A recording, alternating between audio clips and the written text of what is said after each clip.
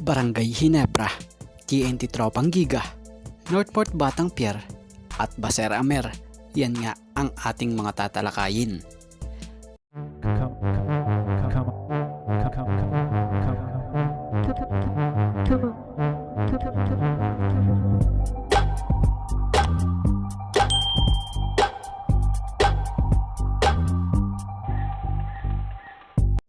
Marami nga ngayon ang nag-aabang sa pangatlong team na mapupuntahan nitong si Baser Amer. Ngayot, ginagawa niya ang rule para sa pagiging free agent. Batay sa report ng OneSport, merong tatlong ideal teams na maaaring mapuntahan. Credit nga dito sa OneSports. Batay kasi sa ilang pagkakaunawa natin sa report na ito, ay itong si Baser Amer ay may 8 taon na nga dito sa PBA. Marami na ring pagkakataong kamuntikan na itong makakuha ng kampyonato panahong nasa Meralco Bolts pa ito noon.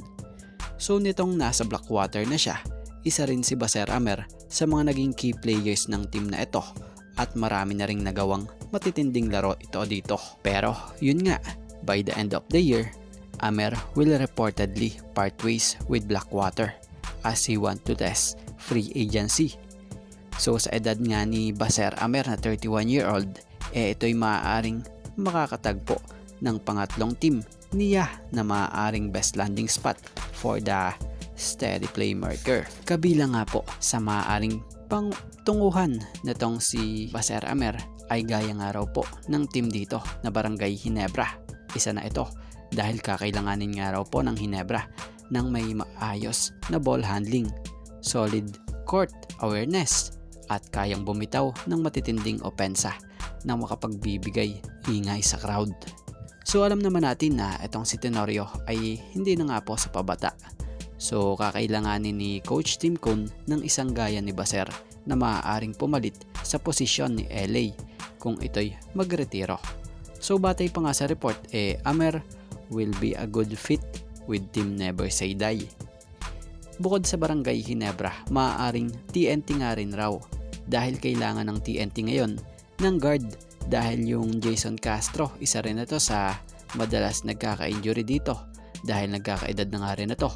So may ilan naman raw na mahuhusay rin sa team na ito na mahuhusay magdala ng bola gaya ni Montalvo, Ryan Reyes, and Heruela. Pero yung Amer, mas better nga raw dito kay Montalvo at Heruela.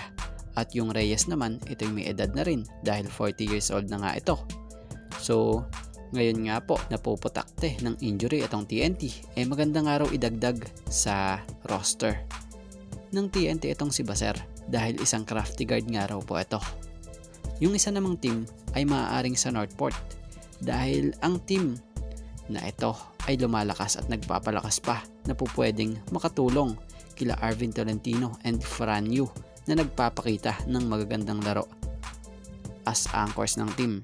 So sa estado ng team na ito, talagang mapapansin mo na need talaga nila ng veteran dito na maaaring mag-guide sa mga nakababatang player rito. Kaya naman ngayong wala pang team na napupuntahan itong si Baser Amer, kaya naman abangan dahil yung mga tinatalakay natin ay mga possible lang po yan or ideals team na maaaring mag-fit sa laro nga at pangangailangan. Kaya abangan kung saang team mapupunta si Baser Amer.